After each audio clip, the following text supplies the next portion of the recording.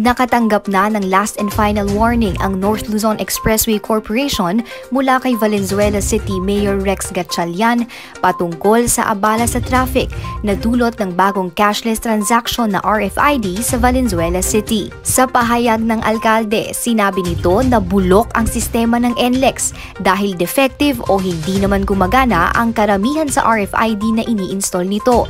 Kaya tila parang nagtsatsa ang mga sasakyan sa toll booths at nagdudulot naman ng heavy traffic build-up sa kanilang lugar. Ibinahagi rin ni Mayor Rex ang unang complaint nito sa NLEX noon pang 2013. Ngunit mismong kumpanya ay itinatanggi ang problema at walang kahit anong aksyon ang nangyari mula sa NLEX.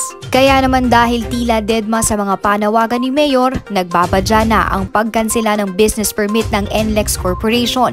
Ibig sabihin, maaaring dumaan pero walang toll collection.